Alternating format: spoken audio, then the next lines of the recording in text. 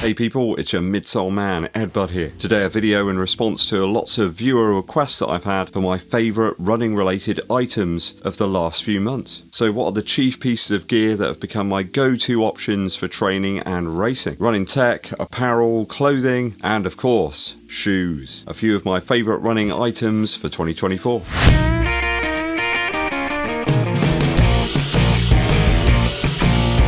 Thanks for joining me, cats. It is always appreciated. Do help the channel to continue to grow by hitting that subscribe button if you've not done so already. And also give this video a thumbs up like. Make sure you comment as well to help us fight the YouTube algorithm. Just promotes the channel to a few more potential viewers. Dankeschön. Okay, let's get into it. My favourite running items right now are the midpoint of 2024. So I get sent a large number of clothing items during the year. Some of them go straight into my sort of rotation. It's just stuff that really works for me. If they're washed, they're clean and dry, then I'm going to be using them. One such item is the Smartwool Active Mesh Short Sleeve T-shirt. So this has a blend of merino wool in the front section, and then the mesh is a more sort of breathable, flexible material. This is a great one. It keeps you warm enough but also allows some ventilation in the areas that need it. Now I really like this one due to the fit. In a medium for me it's spot on, being about 6'3" and having a slightly lighter frame is perfect for me for use with running and also just wearing it for general outside activities. It isn't one of those like I'm a runner type items that you see people wearing out there, so it's got the looks to boot. It doesn't look too sort of outlandish and odd. Certainly that merino wool material has a wonderful wicking nature, pulls the sweat away from your body and to the outer layer. I can't stand being too hot when I'm out running. It really is detrimental to my performance. So in training, the Smartwool stuff is working out really well for me. I think they're currently discounted a bit on the Smartwool website, at least when I was making this video. These dry super quick as well, and they wash really well too. You don't get that awful smell after a few uses. Some of the cheaper brands, they really start to stink after a while and no amount of washing gets rid of it. Really like the merino wool elements in this one. Nice and soft and comfortable and really light. Breathable as well. This one also comes in a hoodie variation as well, which is just as good if you want something for those somewhat colder months of the year with longer sleeves as well. It's got a nice baggy hood and it's good for those crisper mornings, I suppose, when you get to like November through to February. I think that active mesh hoodie is only available in a few sizes now on discount over at the Smartwool site, but shop around, perhaps you might find other sizes and colours. Various sites have got them around about 55 quid. I can highly recommend this one. I'll place some links into the description so you can go and check them out. Just so you know, these aren't affiliate links, so I'm not making any cash out of them, okay? While we're on Smartwool, really like the socks as well. For training, the targeted cushion low ankle options are great. They're great as well, putting them through the washing machine, but don't put them in with anything that's got Velcro on it, alright? Just the right level of cushion there to help customise the fit of a shoe that's perhaps a little bit too generous in the upper. Despite the thickness as well on these Smartwool socks, they're super breathable as well and a unisex fit. They're not too wide either, so they really benefit me having quite a high arch. I think you can pick these up for around 21 Earth credits here in the UK. They're top tier for fit, comfort and longevity. So another Eddbud recommendation right there. In the warmer months, some sunshades are extremely important on those longer runs, and I've been gravitating to the Oakley Sub-Zero options. I hate overtly heavy gear. If I can leave my phone and my GoPro and the selfie stick at home, I do it. I love running unfettered without all the extra weight, so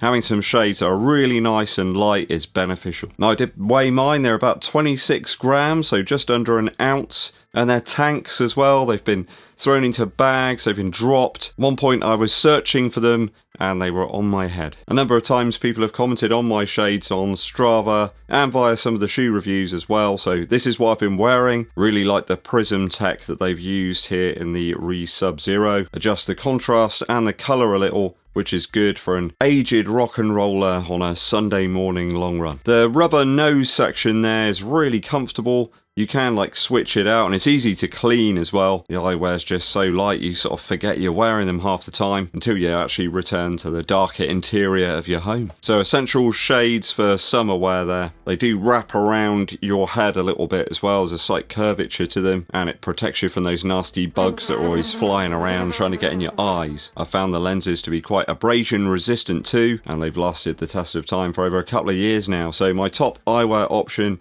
the Oakley Resub Zero.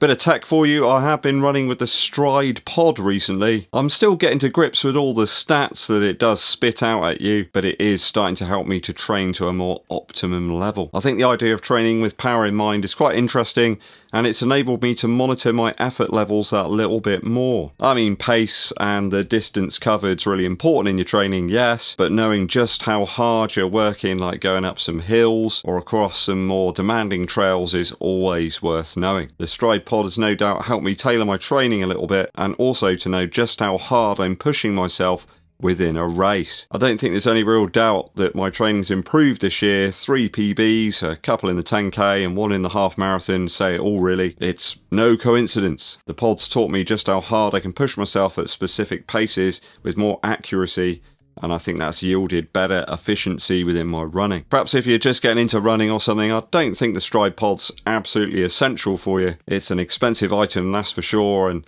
not everybody wants all those stats, but where I've been using it every day, I think I'm eking out a little bit more value from it. So perhaps if you're sort of getting a little bit more into your running and you want the extra stats, then the Stryd pod's a good bet. Right, last up for you, I've got a pair of shoes that have been absolute must-haves really. They're one that I keep going back to within my shoe rotation, and that is the Alphafly 3 from Nike. Now, I've got a couple of pairs of these and they've been absolute tanks so far. They take a beating and just keep on delivering that wonderful underfoot feel that I really like from them. Sort of almost effortless in terms of recovery and really cushioned on those faster, longer runs. Now, the lower weight from this version of the shoe I think is part of the reason I love it so much. It makes it a very tempting model to run in, regardless of the distance or the speed that I'm going for. In fact, there's been days, one of those days today actually, where the shoes practically got me out the door and run the miles for me. It's so cushioned, it just gives you a little extra pop on those faster intervals and those reps too. So it's one of those options that I just can't help but treating myself to, and it just seems to lap up the miles. Now, my first pair held up okay with a little care and attention.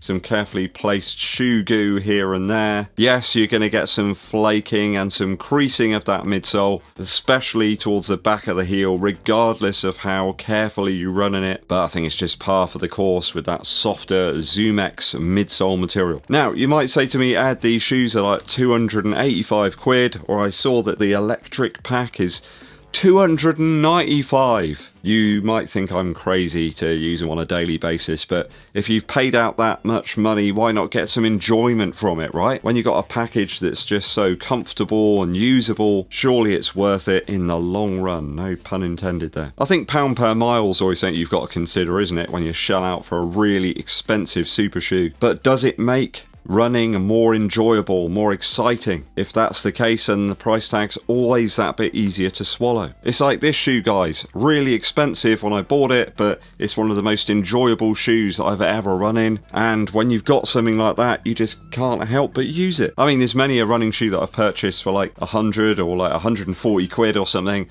and I've struggled to want to ever run any miles in it, let alone get to like 100 or something and do a longer range review. As such, you know, the weightlessness of the cushion here that you've got, the resilience of it as well, it kind of makes it a little bit better in terms of value because you want to run in it. I think if you're training for a road or sort of pavement-based full or half marathon, there's definitely a place in the rotation for the Alphafly 3. As long as you give them a little bit of care and attention though, don't expect to just absolutely maul it running on gravel or something.